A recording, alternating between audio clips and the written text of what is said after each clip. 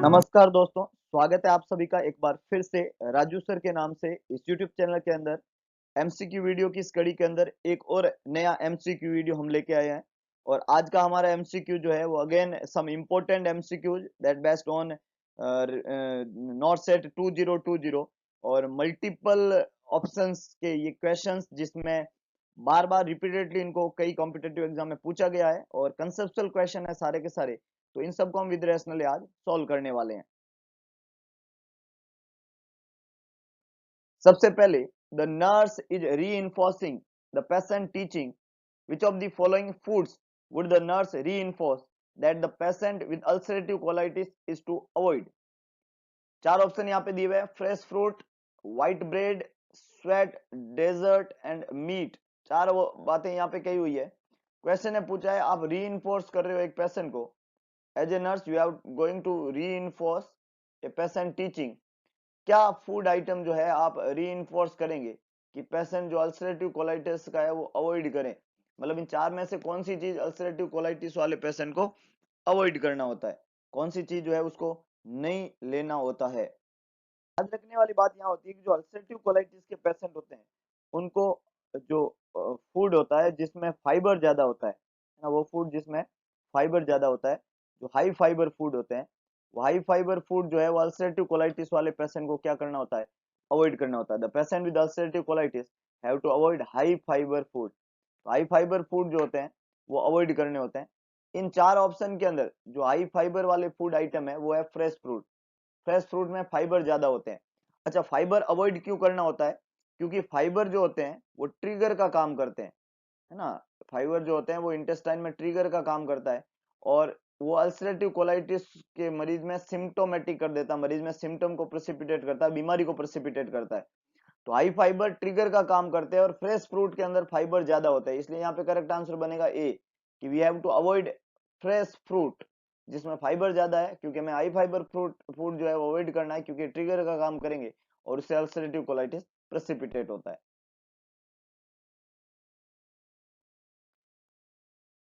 Next है which of these patients dietary habit does the nurse understand may increase the risk for development of colon cancer.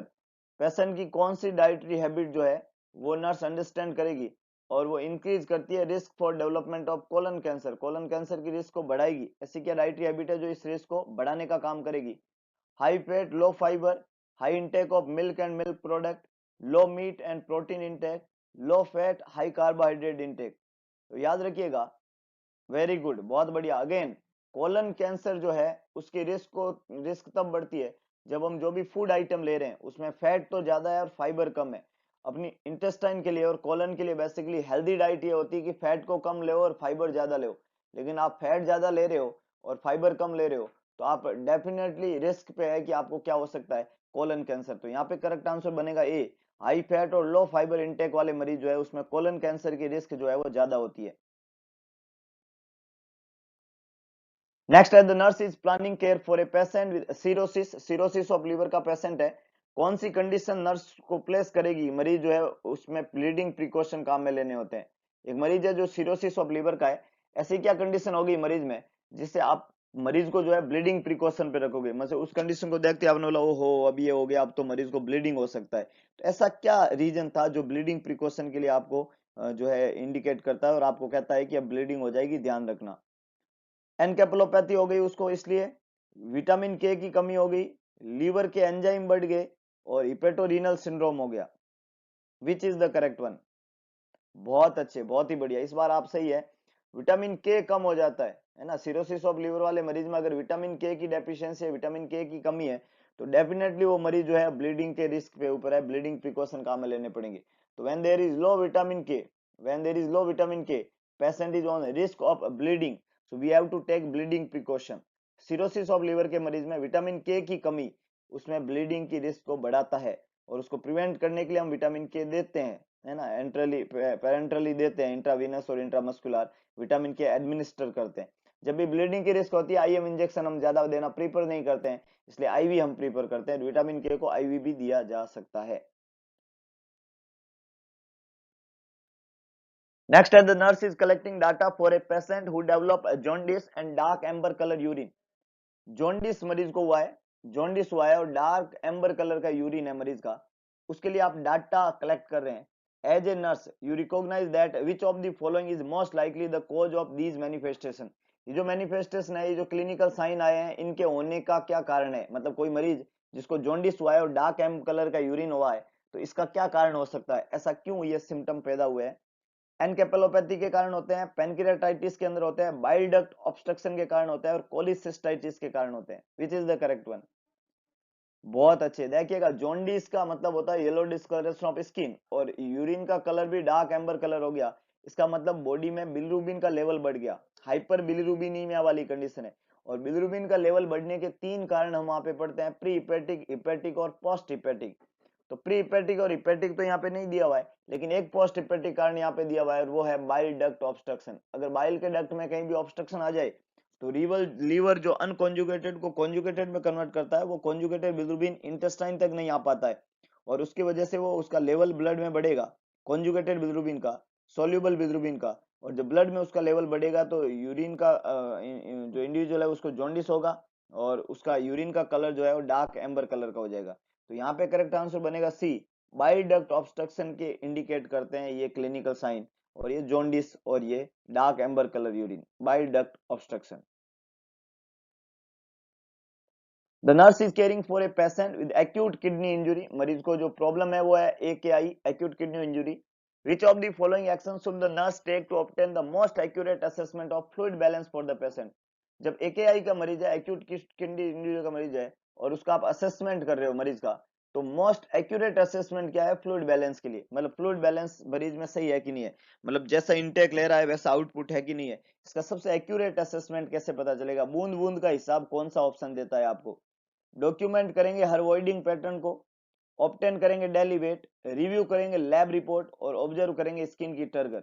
चार option यहाँ पे दिए हुए हैं। आपको पूछा हुआ है सबसे एक्यूरेट असेसमेंट का तरीका क्या है जो फ्लूइड बैलेंस के बारे में बता दे एक्यूट किडनी इंजुरी के मरीज के अंदर। बहुत अच्छे, we have to obtain daily weight, हमें वेट को क्या करना पड़ेगा, डेली ऑब्टेन करना पड़ेगा।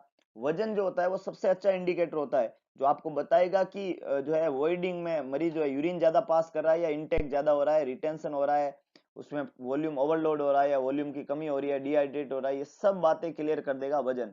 तो हमें डेली वेट को ऑब्टेन करना होता है, वो पेशेंट जिसको एक्यूट किडनी इंजुरी है उसमें सबसे एक्यूरेट असेसमेंट का तरीका होता है obtain daily weight. B is the correct one. Next है the nurse is checking patency of a new right arm AV fistula, मरीज को राइट आर्म के अंदर आर्टियोवेनस फिस्टुला लगा हुआ है और उसकी पेटेंसी चेक कर रहे हो, कौन सा एक्शन जो है यूज करोगे इस समय, कैसे पेटेंसी आप चेक करोगे। राइट आर्म के अंदर एवी फिस्टुला है तो आप ऑस्कल्टेट करेंगे राइट ब्रेकियल पल्स को, राइट आर्म की जो ब्रेकियल पल्स है उसको ऑस्कल्टेट करेंगे। आप ऑस्कल्टेट एंड पाल्पेट करेंगे राइट रेडियल पल्स को, राइट आर्म की जो रेडियल पल्स है उसको ऑस्कल्टेट और पाल्पेट करेंगे। तीसरा है आप मेजर करेंगे blood pressure in the right arm, उसी राइट आर्म में ब्लड प्रेशर को मेजर करेंगे। और लास्ट है palpate for thrill and auscultate for brute over the fistula, fistula side पे थ्रिल को पाल्पेट करेंगे और ब्रूट को ऑस्कल्टेट करके पेटेंसी का पता लगाएंगे। Which is the correct one. Any idea. बहुत अच्छे, बहुत बढ़िया, कुछ लोगों ने बिल्कुल सही आइडिया लगाया, कुछ लोग अभी भी कंफ्यूजन में है। देखिएगा सवाल ने पूछा new right arm AV fistula, आपको चेक करनी है पेटेंसी, और मरीज को क्या लगा हुआ है, मरीज को एवी फिस्टुला है ना, एवी फिस्टुला लगा हुआ है और आपको पेटेंसी चेक करनी है फिस्टुला काम कर रहा है कि नहीं कर रहा है। तो देखिएगा जब भी फिस्टुला की पेटेंसी चेक की जाती है तो दो चीजें चेक करते हैं, एक थ्रिल है और दूसरी ब्रूट है। दो चीजों पे आपको जोर देना है, एक होता है थ्रिल और दूसरा होता है ब्रूट। थ्रिल जो होता है उसको हम पाल्पेट करते हैं, थ्रिल में हम पाल्पेट करते हैं, और जब हम पाल्पेट करते हैं फिस्टुला को, है ना, थ्रिल का मतलब होता है फिस्टुला को क्या करना, पाल्पेट। जब आप पाल्पेट करोगे तो वहां पे अगर थ्रिल प्रेजेंट है, थ्रिल का मतलब क्या होता है, एक रंबलिंग सेंसेशन, है ना, एक रंबलिंग सेंसेशन, रंबलिंग वर्ड है यहाँ पे, रंबलिंग सेंसेशन। रंबलिंग सेंसेशन कैसा होता है कि जब वहां पे ब्लड चलता है तो उसका एक डिफरेंट टाइप का सेंसेशन है ना, रंबलिंग सेंसेशन जो हमें फील होगा जब हम पाल्पेट करेंगे, तो रंबलिंग सेंसेशन का फील होना थ्रिल कहलाता है। और ऑस्कल्टेट ब्रूट का मतलब होता है कि हम रंबलिंग साउंड हर्ड करेंगे, वही सेम रंबलिंग, रंबलिंग मतलब एक स्नोजिंग टाइप का, एक ऐसे ऐसे सन सन सन सन सन सन, ये रंबलिंग साउंड अगर आप हर्ड कर रहे हो, ऑस्कल्टेट कर रहे हो तो वो है ब्रूट। रम्बलिंग साउंड अगर आप हर्ड कर रहे हो तो वह है ब्रूइट, और रम्बलिंग सेंसेशन चेक कर रहे हो तो वह है थ्रिल। और ये दोनों ही चीजें हम चेक करते हैं, इससे पता चलता है कि फिस्टुला पेटेंट है या नहीं है। तो यहाँ पे करेक्ट आंसर डी बनेगा, we have to assess the thrill and bruit. A patient is schedule for a right total hip replacement, right side का टोटल हिप रिप्लेसमेंट है उसका। उसके बाद में क्या टीच करेंगे आप पेशेंट को, पोस्ट ऑपरेटिव लेग की पोजीशन कैसी होनी चाहिए, उसको क्या ट्रीट करेंगे, पोजीशन कैसा होना चाहिए लेग का। मेंटेन करें लेग को एडक्शन के अंदर, मेंटेन करें लेग को एबडक्शन के अंदर, मेंटेन करें इंटरनल लेग रोटेशन, और मेंटेन करें लेग को more than 90 degree hip flexion. मरीज है, राइट टोटल हिप रिप्लेसमेंट हुआ है, कौन सी पोजीशन आप पोस्ट ऑपरेटिव लेग के अंदर काम में लेंगे। तो देखिएगा, याद रखिएगा, बहुत इंपॉर्टेंट है, कुछ लोगों ने ठीक जवाब दिया है। जब ऑपरेशन करते हैं तो हिप का जब रिप्लेसमेंट किया जाता है तो लेग को कभी भी ऐड नहीं करना होता है ना, एडक्शन नहीं करना होता है आपको, है ना, उसको एबडक्ट रखना होता है। We have to maintain the leg abduction, और एबडक्शन कंडीशन में रखने के लिए दोनों नी के बीच में पिलो भी लगाते हैं अपन। जब वो एबडक्ट रहेंगे, दोनों लेग दूर दूर रहेंगे, तो हिप अपनी जगह पे रहेगा और सर्जरी के सक्सेस होने के चांसेस बढ़ जाते हैं। हमें हिप को अपने लोकेशन में रखना है, इसके लिए लेग को थोड़ा एबडक्ट रखना है, थोड़ा फैला के रखना है, दूर दूर रखना है। तो we have to maintain the leg in abduction position. Internal rotation और 90 डिग्री और एडक्शन गलत जवाब है, सही आंसर है B, that is maintain the leg in abduction condition. समझ पा रहे हो, बहुत इंपॉर्टेंट एमसीक्यू है, सारे की सारे, हर एक में कंसेप्चुअल है, हर एक के आंसर इंपॉर्टेंट है, पढ़िएगा ढंग से पढ़िएगा, क्योंकि सारे ही क्वेश्चन पूछे हुए हैं। The nurse is caring for a patient immediately after below knee amputation. Amputation के नीचे नीचे नी का क्या हो गया है, amputation हुआ है नी के नीचे नीचे amputation. Which of these assessments should the nurse considered a priority? कौन सा assessment priority पे रहेगा आपका, जिस मरीज का below knee amputation हुआ है? Sacral edema, mobility, stump dressing और blood sugar level. तो देखिएगा, बिलो नी एम्पुटेशन जब भी होता है और immediately after below knee amputation आपको पूछे कि असेसमेंट प्रायोरिटी क्या रहेगी, तो डेफिनेटली इमीडिएट आफ्टर एम्पुटेशन जो है, डेफिनेटली जो रेजिडुअल पार्ट है, जो स्टम्प रहा पीछे एम्पुटेट करने के बाद में जो पीछे बचता वाला हिस्सा होता है उसको स्टम्प कहते हैं, उस स्टम्प की साइड का असेसमेंट करना, ब्लीडिंग, एडिमा और उस सिस्टम की ड्रेसिंग इंपॉर्टेंट बनती है। तो यहाँ पे करेक्ट आंसर बनेगा C, we have to focus on stump dressing, है ना, immediate after a below knee amputation. सबसे पहला असेसमेंट में प्रायोरिटी कंसिडरेशन हमारा रहेगा कि हमें स्टम्प ड्रेसिंग के ऊपर ध्यान देना है, जो स्टम्प बचा हुआ है उसकी ड्रेसिंग करना है, ब्लीडिंग को वहां पे असेस करना है। Which of the following is the symptom of increased ICP that should be reported immediately to the healthcare provider? Increased ICP का कौन सा सिम्टम है जो तुरंत हेल्थ केयर प्रोवाइडर को रिपोर्ट करना पड़ेगा? ऑप्शन है constricted प्यूपिल, decrease level of consciousness, narrow pulse pressure और ब्रेडिप्निया। चार ऑप्शन दिए हुए हैं, सवाल ने पूछा है इंक्रीज आईसीपी, इंक्रीज आईसीपी के बारे में, और इमीडिएटली जो है आप हेल्थ केयर प्रोवाइडर को क्या रिपोर्ट करोगे, मतलब इंक्रीज आईसीपी का साइन क्या है, ये यहाँ पे पूछा हुआ है। पहला है कॉन्स्ट्रिक्टेड प्यूपिल कॉन्स्ट्रिक्ट होना, decrease level of consciousness, narrow pulse pressure और ब्रेडिप्निया। तो देखिएगा, इंक्रीज आईसीपी की कंडीशन के अंदर ब्रेडिप्निया नहीं होके इरेगुलर रेस्पिरेशन होता है, पल्स प्रेशर रेस्पिरेशन कैसा होता है, इरेगुलर, ब्रेडिप्निया नहीं, क्या आपको ध्यान देना है, इरेगुलर रेस्पिरेशन। पल्स प्रेशर जो है वो नेरो होने की जगह क्या होता है, वाइड होता है, जब सिस्टोलिक ब्लड प्रेशर बढ़ता है तो पल्स प्रेशर वाइड होता है। ये दो तो खोटे जवाब हो गए, ये तो हो ही नहीं सकते, क्योंकि ब्रेडिप्निया की जगह रेस्पिरेशन इरेगुलर होता है और पल्स जो होती है वो वाइड होता है प्रेशर। अब कॉन्स्ट्रिक्टेड प्यूपिल और डिक्रीज लेवल ऑफ कॉन्शियसनेस दो चीजें हैं। हालांकि जब आईसीपी बढ़ता है और ब्रेन डेथ होता है तो ज्यादातर प्यूपिल जो होता है वो डायलेटेड होता है, यूनिलेटरल बाइलेटरल डायलेटेड प्यूपिल देखने को मिलता है। ज्यादातर जब लोकल इंजरी होती है तो यूनिलेटरल प्यूपिल कॉन्स्ट्रिक्शन होता है, लेकिन जब भी आईसीपी बढ़ेगा तो बाइलेटरल डायलेटेड प्यूपिल होगा, इसलिए ये भी खोटा हो गया, एक ही जवाब बचा। और हालांकि इनकी आईसीपी का सबसे पहला साइन भी यही होता है कि लेवल ऑफ कॉन्शियसनेस जो है वो पेशेंट का क्या हो जाता है, डिक्रीज। तो करेक्ट आंसर क्या बनेगा, B, there is decreased level of consciousness which is seen in the patient with increased intracranial pressure. Next है, how soon after symptom onset must a person who has had a stroke receive thrombolytic treatment? How soon after मतलब कितने समय बाद, कितने समय तक के अंदर अंदर पेशेंट जो है, पर्सन जो है जिसको स्ट्रोक हुआ है उसको थ्रोम्बोलाइटिक ट्रीटमेंट मिल जाना चाहिए। थ्रोम्बोलाइटिक जिनको टीपीएस बोलते हैं, tissue plasminogen activators, streptokinase, urokinase, streptokinase, urokinase, इनको थ्रोम्बोलाइटिक एजेंट के नाम से जाना जाता है। ये जो थ्रोम्बोलाइटिक एजेंट होते हैं इनका मोस्ट कॉमन साइड इफेक्ट होता है ब्लीडिंग। ये ब्लीडिंग करा सकते हैं, है ना, सीवियर ब्लीडिंग कराते हैं। थ्रोम्बोलाइटिक एजेंट है, थ्रोम्बस को लाइसिस या तोड़ने का काम करते हैं। Tissue plasmin activator TPH, streptokinase और यूरोकाइनेज थ्रोम्बोलाइटिक एजेंट के अंदर आते हैं। तो पूछा है क्या सिम्टम, कितने टाइम बाद में ये होगा।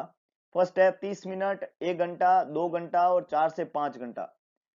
थ्रोम्बोलाइटिक एजेंट के बारे में एक फेमस बात है कि अगर किसी मरीज को स्ट्रोक हुआ है तो स्ट्रोक वाले मरीज में इनिशियली 3 से 4 और 5 घंटे के अंदर अंदर अगर थ्रोम्बोलाइटिक एजेंट मिलता है तब तो वो बढ़िया है, उसके बाद में देने का कोई फायदा नहीं है। तो जैसे ही स्ट्रोक सिम्टोमेटिक होता है, सिम्टोमेटिक होने के 3 से 4 घंटे, तो यहाँ पे 3 से 4 घंटे तो नहीं दिया हुआ, 4 से 5 दिया हुआ, जो कि करेक्ट आंसर है। तो इसके अंदर अंदर थ्रोम्बोलाइटिक एजेंट मरीज को मिल जाना चाहिए। अगर नहीं मिलता है तो उसके बाद में इसको देने का भी कोई फायदा नहीं है, क्योंकि इतने देर के अंदर जितना जो है वहां पे जहां ऑक्सीजन की सप्लाई नहीं हो रही थी वहां पे जितना नेक्रोसिस, गैंग्रीन और जितना खराबी होना था वो सब हो चुका है। अब थ्रोम्बोलाइटिक एजेंट दे के भी आप उसको कुछ ठीक नहीं कर सकते। तो करेक्ट आंसर है 4 to 5 आवर्स के अंदर अंदर थ्रोम्बोलाइटिक एजेंट जो है पेशेंट को मिल जाना चाहिए। Next one, when caring for a patient admitted with Guillain-Barré syndrome, which nursing diagnosis should take priority? GBS के अंदर कौन सा नर्सिंग प्रायोरिटी डायग्नोसिस रहेगा? गुलन बेरी सिंड्रोम जो है एक ऑटो इम्यून डिजीज है जिसमें मोटर डिफेक्ट होता है और वीकनेस देखने को मिलती है, जो कि असेंडिंग वीकनेस होती है। स्टार्ट फ्रॉम लेग और वो असेंडिंग करती है। असेंडिंग वीकनेस इसमें देखने को मिलती है। जिस डिजीज के अंदर असेंडिंग वीकनेस आपको देखने को मिले, गुलन बेरी सिंड्रोम, जीबीएस उसको बोलते हैं। और उसका सबसे कार्डिनल साइन है कि इस बीमारी में क्या देखने को मिलती है, असेंडिंग वीकनेस। असेंडिंग वीकनेस मतलब वीकनेस स्टार्ट होती है लेग से और वो ऊपर की तरफ प्रोसीड करती है, इसको असेंडिंग वीकनेस कहते हैं। तो असेंडिंग वीकनेस वाली बीमारी गुलन बेरी सिंड्रोम के अंदर आप मरीज को डायग्नोसिस कर रहे हैं तो प्रायोरिटी आपकी डायग्नोसिस क्या रहेगा? जब वीकनेस इंपॉर्टेंट होती है, जब असेंड होती है और ये असेंडिंग वीकनेस जो है वो रेस्पिरेटरी मसल तक पहुंच जाती है, ये मरीज के लिए सबसे डेंजरस होता है। तो प्रायोरिटी डायग्नोसिस क्या रहेगी? Anxiety, imbalance nutrient, impaired gas exchange और इंपेयर्ड मोबिलिटी। बहुत बढ़िया, बहुत बढ़िया। असेंडिंग वीकनेस जब मैंने कहा रेस्पिरेटरी मसल तक पहुंचती है तो मरीज जो है उसका रेस्पिरेशन इरेगुलर होता है, वो सांस ढंग से नहीं ले पाता है। मस्कुलर वीकनेस के कारण उसका ब्रीदिंग एफर्ट सही नहीं होता है, उसकी वजह से उसमें गैस एक्सचेंज जो है वो क्या हो जाता है, इम्पेयर्ड। और ये सबसे मोस्ट इंपोर्टेंट डायग्नोसिस रहेगा नर्सिंग डायग्नोसिस में कि गैस एक्सचेंज अगर प्रॉपरली नहीं हुआ और मरीज में ऑक्सीजन की कमी रही, हाइपोक्सिक कंडीशन रही, तो मरीज ज्यादा सर्वाइव नहीं कर पाएगा। तो impaired gas exchange is the first clinical diagnosis or first nursing diagnosis in the patient with GBS. A lethargic patient who has a fever, vomiting, headache, a nurse has to prepare him to which one of the following procedure? मरीज को fever हो रहा है, vomiting हो रहा है और headache हो रहा है, ये तीनों साइन है और मरीज लेथार्जी है, तो क्या आप कौन सा प्रोसीजर उसके ऊपर कैरीड आउट करोगे? Blood culture, lumbar puncture, CT scan और ultrasound scan, cat scan, ultrasound scan. चार ऑप्शन यहाँ पे लिए हुए। लिथार्जिक, फीवर, वोमिटिंग और हेडेक, नकल रिजिडिटी, ब्रूडजिंस्की और कर्निंग साइन पॉजिटिव, ये सारे के सारे इंडिकेट करते हैं मेनिंजाइटिस को। किसको इंडिकेट करते हैं? ये सिम्टम एक न्यूरोलॉजिकल बीमारी का है और जिसका नाम है meningitis. Meningitis is the inflammation of meninges. और इस बीमारी का पता लगाने के लिए कि मेनिंजाइटिस कौन सा है, वायरल है, बैक्टीरियल है या नहीं है, इसका पता लगाने के लिए सीएसएफ एनालिसिस करना होता है।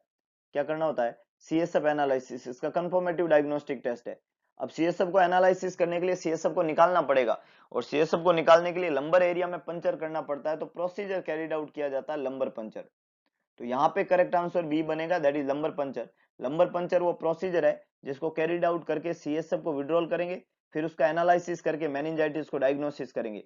और ये जो लेथार्जिक, फीवर और वोमिटिंग और हेडेक वाले सिम्टम है, ये उस मरीज में आते हैं जिस मरीज को मेनिंजाइटिस होने की संभावना है। तो पहला डायग्नोसिस इस मरीज में हम जिसके बारे में सोचेंगे वो मेनिंजाइटिस है और उसका ट्रीटमेंट जो है वो उसका डायग्नोसिस जो है वो सीएसएफ एनालिसिस है, जिसको लंबर पंचर प्रोसीजर से हम प्राप्त करते हैं। तो ये कुछ इंपॉर्टेंट एमसीक्यूज आज के वीडियो लेक्चर में थे। होप सो आपको वीडियो पसंद आएगा होगा, तो वीडियो को लाइक करें, शेयर करें, कमेंट बॉक्स में अपना सुझाव जरूर जरूर जरूर डालें। और इसके अलावा एक काम करें, इस चैनल उस वीडियो को मैक्सिमम लोगों तक पहुंचाएं ताकि हम सब का जो टारगेट है वो अचीवमेंट हो सके। हम तो लाइफ में सक्सेस हो, लेकिन कुछ ऐसा कर जाए कि दुनिया करना चाहे आपके जैसा। आप उसको शेयर करें और भगवान कृष्ण के उन वाक्यों को सार्थक करें कि सारथी बने, स्वार्थी ना बने। तो देखते हैं आप लोग कितना सारथी बनते हैं, कितने लोगों का भला करते हैं। एक बार करके देखिएगा, अच्छा इंसान बन के देखिएगा, अंदर से एक गुडविल की थिंकिंग आती है। और आप अगर अच्छा बनेंगे और दुनिया के लिए अच्छा करेंगे तो आपके लिए तो अपने आप अच्छा हो ही जाएगा। तो मिलते हैं दोबारा नए वीडियो, नई एनर्जी, नए लेक्चर के साथ में। तब तक के लिए जय हिंद, जय भारत।